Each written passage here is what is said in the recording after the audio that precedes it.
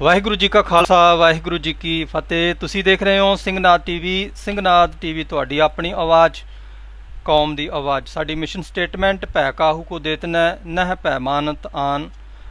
ਅੱਜ ਅਸੀਂ ਗੱਲਬਾਤ ਕਰਨੀ ਹੈ ਜੋ ਪਿਛਲੇ ਸਮੇਂ ਹਰਿਆਣਾ ਦੇ ਵਿੱਚ ਨੂੰਹ ਦੇ ਵਿੱਚ ਜੋ ਦੰਗੇ ਹੋਏ, ਉੱਥੇ ਬਹੁਤ ਸਾਰਾ ਗੱਡੀਆਂ ਜਲਾਈਆਂ ਗਈਆਂ।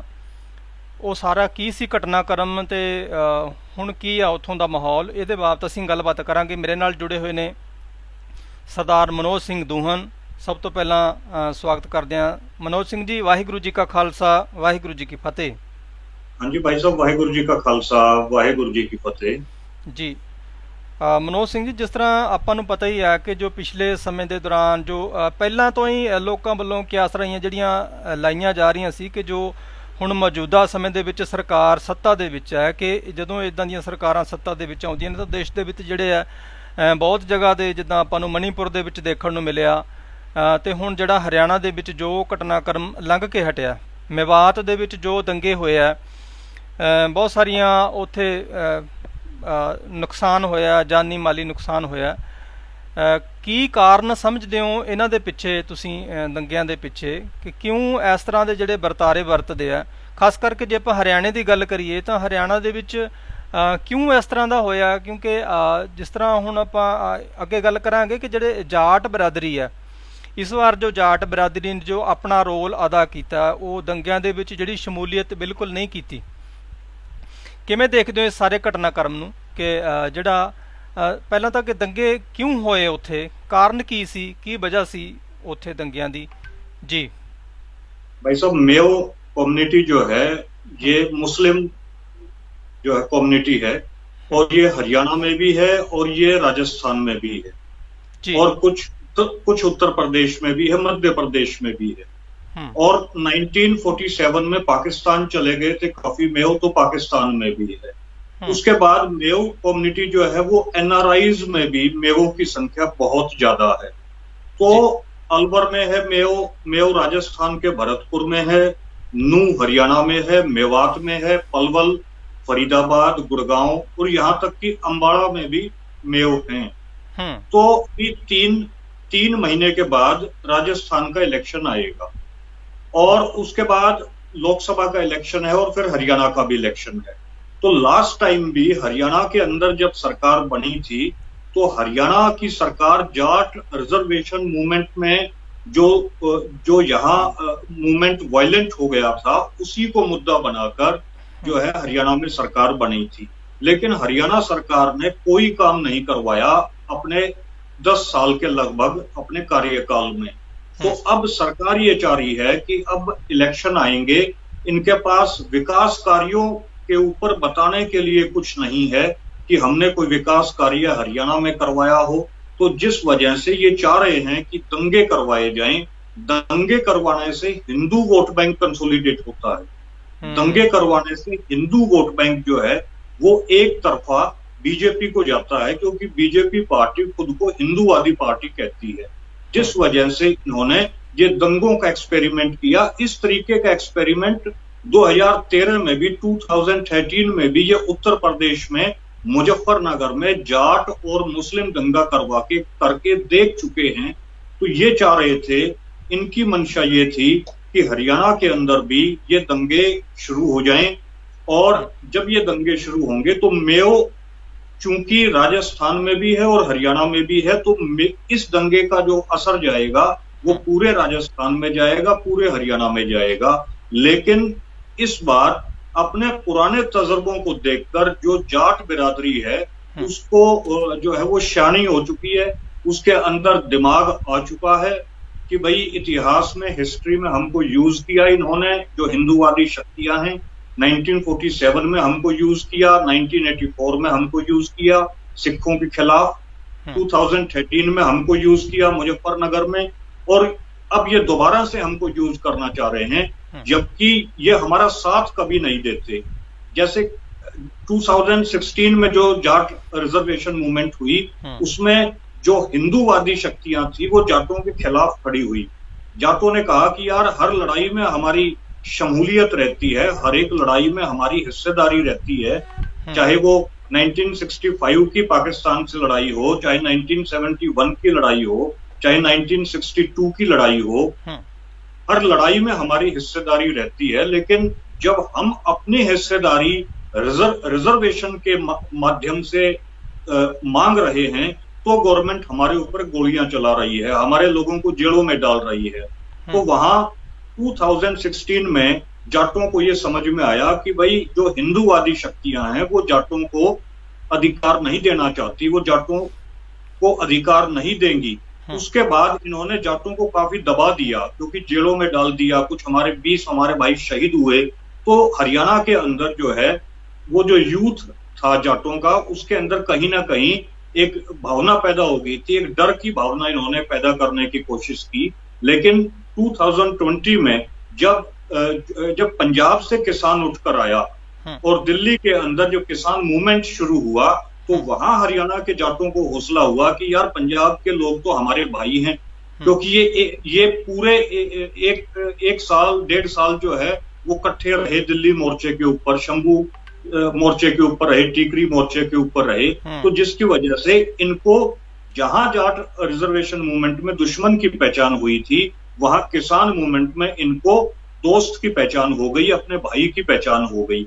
और अभी इसी साल जो है दिल्ली के अंदर जब ब्रजभूषण शरण जो कुश्ती संघ का प्रेसिडेंट है, उसके ऊपर जब हमारी बहनों ने जब आरोप लगाया कि इसने काफी लड़कियों का यौन शोषण किया है, तो वहां अयोध्या के संत जो हैं, जबकि संत की और राजा की कोई जात नहीं होती, जबकि संत और राजा का कायदे से कोई संप्रदाय नहीं होता, लेकिन उसके बावजूद अयोध्या के जो संत थे वो ब्रजभूषण शरण के हक में आके खुलेआम खड़े हो गए और उन्होंने कहा कि हम ब्रजभूषण शरण की जो है समर्थन में दिल्ली में आकर प्रदर्शन करेंगे। तो जिसकी वजह से जाटों का ये समझ में आ गया कि जो हिंदूवाद है वो बेसिकली ब्राह्मणवाद है। ये जाटों को समझ में आ गया हिंदुइज्म का फायदा केवल और केवल विपर जातियों को मिलेगा, अपर कास्ट को मिलेगा, बीजेपी को मिलेगा, आरएसएस को मिलेगा।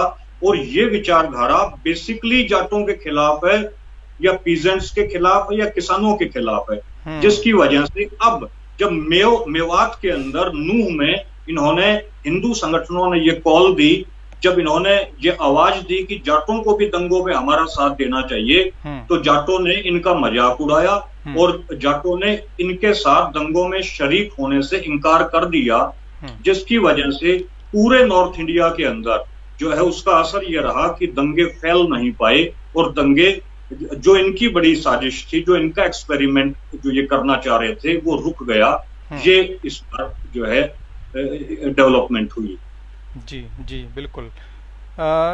ਇੱਕ ਮੈਂ ਹੋਰ ਜਿਹੜੀ ਖਬਰ ਦੇਖ ਰਿਹਾ ਹਾਂ ਕੱਲ ਦੀ, ਜਿਹੜੀ ਬਹੁਤ ਸਾਰੇ ਅਖਬਾਰਾਂ ਦੇ ਵਿੱਚ ਵੀ ਖਬਰ ਆ ਰਹੀ ਹੈ, ਦਈਆ ਖਾਪ ਦੇ ਪ੍ਰਧਾਨ ਇੱਕ ਸੁਰਿੰਦਰ ਦਈਆ ਕਰਕੇ, ਉਹਨਾਂ ਵੱਲੋਂ ਜਿਹੜਾ ਇੱਕ ਗੱਲ ਕਹੀ ਜਾਂਦੀ ਹੈ ਕਿ ਕੋਈ ਜਿਸ ਤਰ੍ਹਾਂ ਹੁਣ ਜਿਹੜੇ ਆ ਜਾਟ ਦੰਗਿਆਂ ਦੇ ਵਿੱਚ ਸ਼ਾਮਲ ਨਹੀਂ ਹੋਏ, ਜਾਟਾਂ ਨੇ ਮਤਲਬ ਇਸ ਚੀਜ਼ ਦਾ ਵਿਰੋਧ ਕੀਤਾ, ਤਾਂ ਜਿਹੜੀ ਦਈਆ ਖਾਪ ਦੇ ਪ੍ਰਧਾਨ ਨੇ ਸੁਰਿੰਦਰ ਦਈਆ ਵੱਲੋਂ ਇਹ ਕਿਹਾ ਜਾ ਰਿਹਾ ਕਿ ਉੱਥੇ ਨੂੰਹ ਦੇ ਵਿੱਚ ਕੋਈ ਰਹਿ ਕੇ ਦਿਖਾਵੇ, ਉੱਥੇ ਕੋਈ ਵੀ ਉੱਥੋਂ ਦੇ ਜਿਹੜੇ ਲੋਕ ਨੇ ਜਾਂ ਉੱਥੋਂ ਦੇ ਮੁਸਲਮਾਨ ਨੇ ਵੀ ਉਹ ਇਸ ਤਰੀਕੇ ਦੇ ਜਿਹੜੇ ਆ ਮਤਲਬ ਲੋਕਾਂ ਨੂੰ ਪਰੇਸ਼ਾਨ ਕਰਦੇ ਆ। ਉਹਨਾਂ ਦੇ ਕਹਿਣ ਤੋਂ ਭਾਵ ਮੈਨੂੰ ਇਹ ਲੱਗ ਰਿਹਾ ਉਹਨਾਂ ਨੇ ਵੱਡਾ ਚੈਲੰਜ ਦਿੱਤਾ ਹੈ ਕਿ ਜਿਹੜਾ ਉੱਥੇ ਨੂੰਹ ਦੇ ਵਿੱਚ ਕੋਈ ਰਹਿ ਕੇ ਦਿਖਾਵੇ, ਜਿਸ ਨੂੰ ਤੁਸੀਂ ਐਕਸੈਪਟ ਵੀ ਕੀਤਾ ਹੈ। ਤੇ ਮੈਂ ਚਾਹੂੰਗਾ ਕਿ ਸਾਰਾ ਇਹ ਮਸਲਾ ਹੈ ਕੀ ਹੈ, ਅਸਲ ਉਹਦੇ ਪਿੱਛੇ ਕਾਰਨ ਕੀ ਨੇ ਜੋ ਉਹਨਾਂ ਨੇ ਇਸ ਤਰ੍ਹਾਂ ਦਾ ਚੈਲੰਜ ਦਿੱਤਾ, ਇਹਦੇ ਬਾਰੇ ਥੋੜਾ ਖੁੱਲ ਕੇ ਦੱਸੋ। देखिए भाई साहब, अब ये प्लान जो बीजेपी का था या आरएसएस का था दंगे करवाने का, ये प्लान इनका फेल हो गया। तो अब इन्होंने जो है डिजास्टर मैनेजमेंट करने के लिए प्लान बी पर काम करना शुरू किया है। और डिजास्टर मैनेजमेंट ये इस तरीके से कर रहे हैं कि जो इनके चमचे हैं, क्योंकि जो सत्ताधारी दल है वो सत्ता में है, तो उनके चमचे जो भी मिलेंगे ये भी बहुत नेचुरल और बट नेचुरल फिनोमिना है। तो जिसकी वजह से जो दहिया खाप है उसके अंदर 2 प्रधान हैं। एक प्रधान है दहिया खाप में जयपाल दहिया जी, लेकिन जो बीजेपी का जो आईटी सेल है या जो मीडिया है वो इस सुरेंद्र दहिया जो एक नकली प्रधान स्वयंभू प्रधान खुद को जो बना हुआ है उसको ज्यादा प्रमोशन देती है। मतलब जो तो इसमें जो सुरेंद्र दहिया है वो अपने आप ਨੂੰ प्रधान कह रहे, एक्चुअल वो प्रधान नहीं है।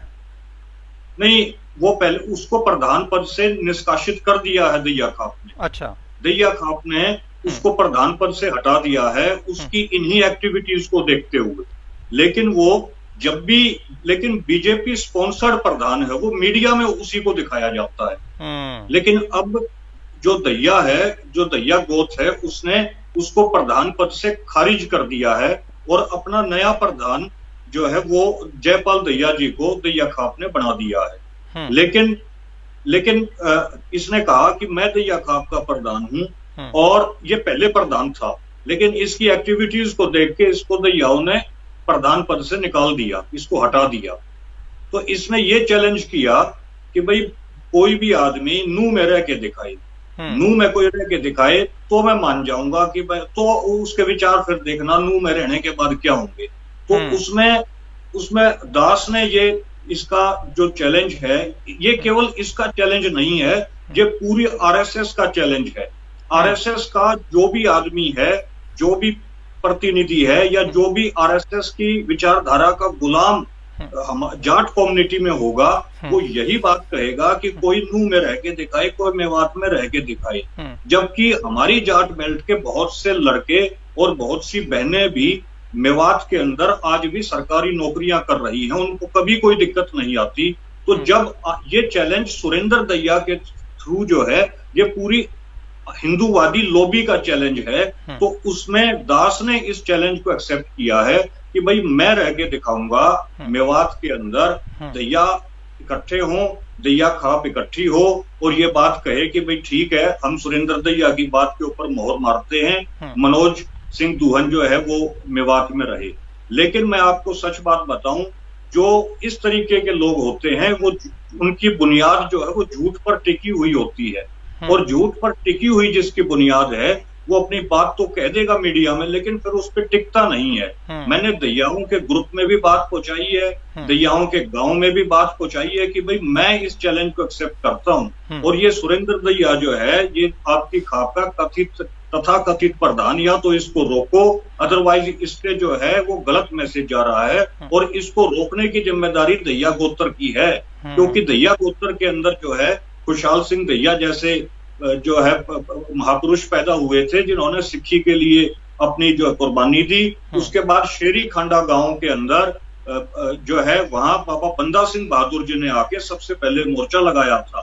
तो जो दहिया गोत्र है वो हमेशा सच्चाई के हक में खड़ा हुआ है, लेकिन उसके गोत्र के अंदर ये नकली स्वयंभू आदमी जो है ये इस तरीके से दावा कर रहा है, तो इसको रोकना जरूरी है। और क्योंकि ये दावा केवल इसका ही नहीं है, पूरी आरएसएस लॉबी का दावा है, जिसकी वजह से इसके चैलेंज को दास ने जो है एक्सेप्ट किया। ਇਹਦੇ ਪਿੱਛੇ ਕਾਰਨ ਕੀ ਹੈ ਜਿਹੜੀ ਉਹ ਗੱਲ ਕਹਿ ਰਿਹਾ ਹੈ ਕਿ ਕੋਈ ਨੂੰਹ में रह के दिखाए? ऐसा ਕੀ है ਨੂੰਹ ਦੇ ਅੰਦਰ ਕਿ ਜੋ ਉਹ ਮਤਲਬ ਇਹ ਗੱਲ ਕਹਿ ਰਹੇ ਹੈ? ਬੇਸ਼ੱਕ ਸੱਚਾਈ ਦੇ ਵਿੱਚ ਨਾ ਵੀ ਹੋਵੇ, ਪਰ ਉਹ ਕੀ ਸੋਚ ਰਹੇ ਹੈ ਕਿ ਕਿਉਂ ਇਦਾਂ ਕਹਿ ਰਹੇ ਹੈ ਕਿ ਉੱਥੇ ਕੀ ਹੋ ਸਕਦਾ ਇਦਾਂ ਦਾ? वो ये बदनाम कर रहे हैं कि जो मेवात है वो मिनी पाकिस्तान बन चुका है। मेवात के अंदर मुस्लिम डोमिनेटेड एरिया है, तो वहां हिंदुओं पर अत्याचार होते हैं, वहां हिंदुओं के साथ जो है डिस्क्रिमिनेशन होती है, और मेवाती जो है वो हिंदुओं के साथ जो है वो एक दुश्मनी का बर्तारा बरतते हैं, दुश्मनी का व्यवहार करते हैं। तो ये मेवात को एज ए मिनी पाकिस्तान बताकर उसको बदनाम कर रहे हैं, और ये कह रहे हैं कि वहां कोई हिंदू रह ही नहीं सकता, वहां कोई गैर मुसलमान रह ही नहीं सकता। तो इसके पीछे इनका ये लॉजिक है। ਜਦੋਂ ਤੁਸੀਂ ਹੁਣ ਉਹਨਾਂ ਦੇ ਚੈਲੰਜ ਨੂੰ ਐਕਸੈਪਟ ਕਰ ਲਿਆ ਹੈ ਤੇ ਉਹ ਇਹ ਗੱਲ ਉਹਨਾਂ ਤੱਕ ਵੀ ਪਹੁੰਚ ਗਈ ਹੋਣੀ ਹੈ, ਕੀ ਰਿਐक्शन आया कोई ਉੱਥੋਂ ਉਹਨਾਂ ਵੱਲੋਂ? देखिए, उसमें जो दहिया गोत्र के लोग हैं उनका मेरी इस स्टेटमेंट के बाद ये रिएक्शन आया। उन्होंने कहा कि भाई साहब, इसको हमने दहिया के अध्यक्ष पद से हटा दिया है और ये हमारा अध्यक्ष नहीं है, दहिया खाप का ये प्रधान नहीं रहा अब।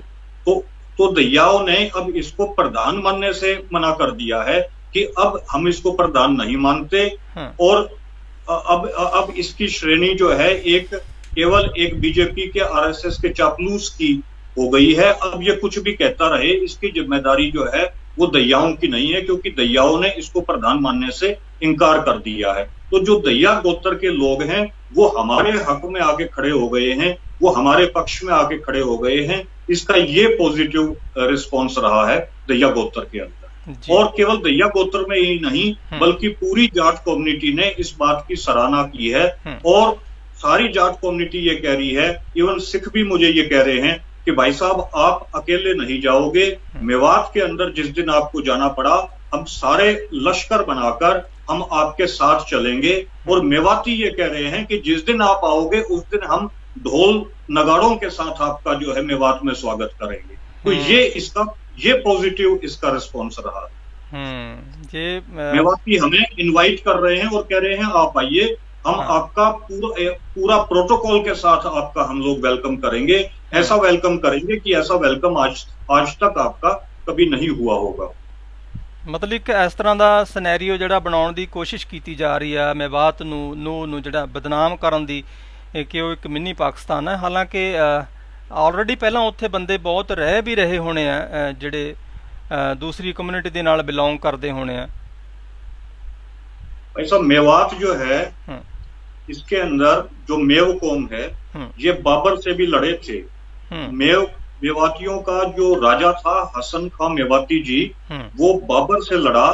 और ये बहुत बड़ी बात है कि एक मुस्लिम होकर वो अपने देश के लिए अपनी जमीन के लिए लड़े कि कोई विदेशी हमारी जमीन पर आकर हुकूमत ना करे।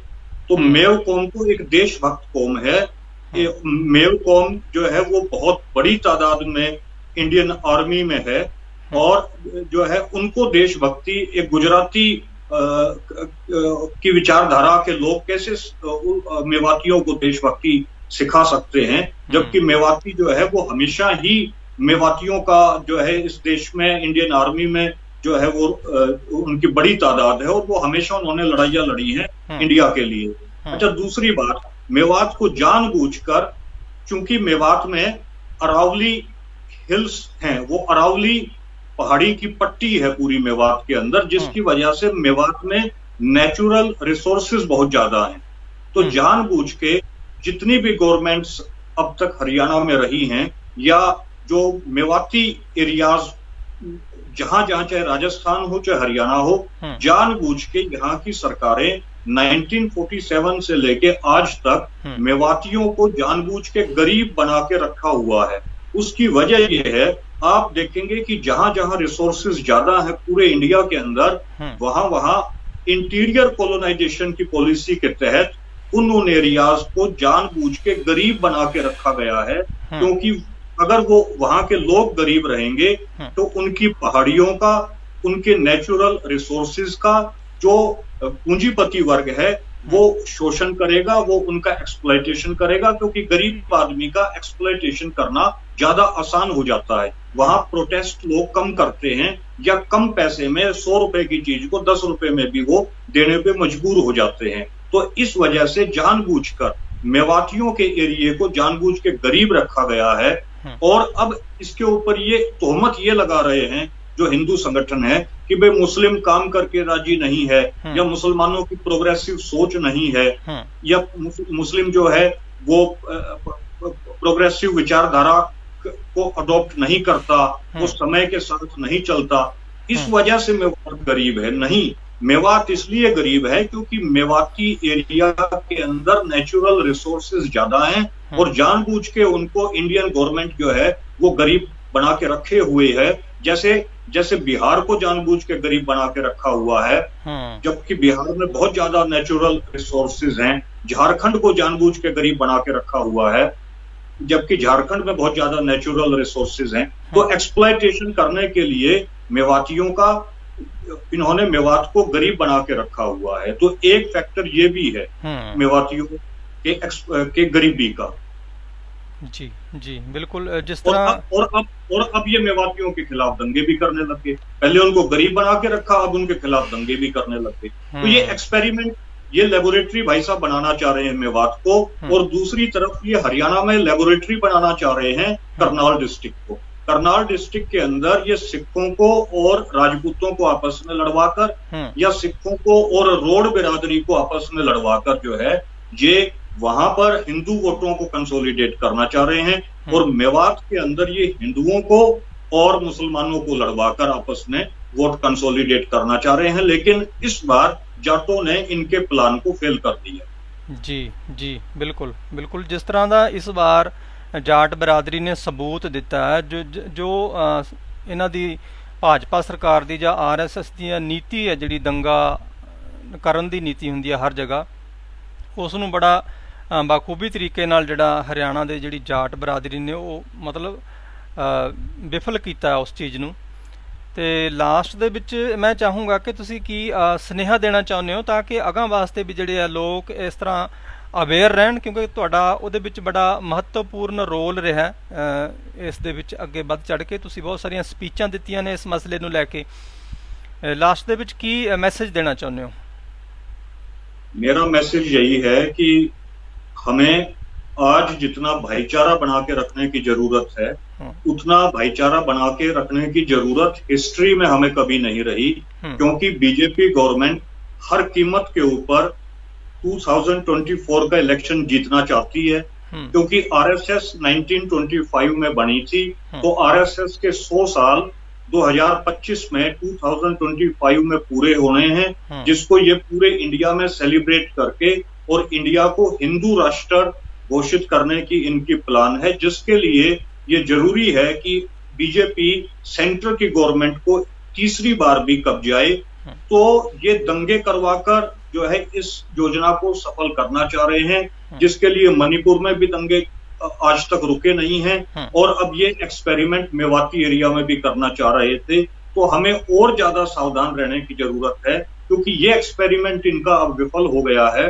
तो इंटरकास्ट दंगे करवाने की ये कोशिश करेंगे, जैसे शेड्यूल्ड कास्ट को भी जो है आपस में लड़वाने की कोशिश करेंगे, या ओबीसी जातियों को, जाटों को गुजरों से, जाटों को राजपूतों से, या राजपूतों को गुजरों से, इस तरीके से अब ये इंटरकास्ट भी जो है कम्युनिटीज को आपस में लड़वाकर और एक वोट बैंक को पक्का करने की कोशिश करेंगे।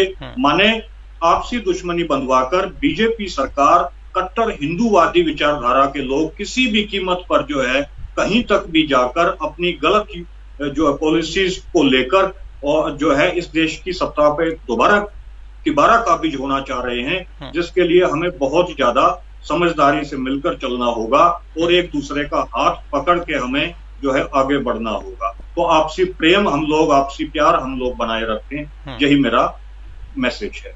जी जी सो ये सन सरदार मनोज सिंह दूहन जो एडवोकेट ने, जिन्हों ने पिछले समय के दौरान ਜਿਹੜਾ ਅੰਮ੍ਰਿਤ ਛਕ ਕੇ ਸਿੱਖ ਧਰਮ ਨੂੰ ਜਿਹੜਾ ਗ੍ਰਹਿਣ ਕੀਤਾ ਸੀ, ਜੋ ਹਰਿਆਣਾ ਦੇ ਵਿੱਚ ਇੱਕ ਬਹੁਤ ਵੱਡੀ ਇੱਕ ਭਾਈਚਾਰੇ ਦੀ ਜਿਹੜੀ ਮਿਸਾਲ ਉਹ ਪੇਸ਼ ਕਰ ਰਹੇ ਨੇ।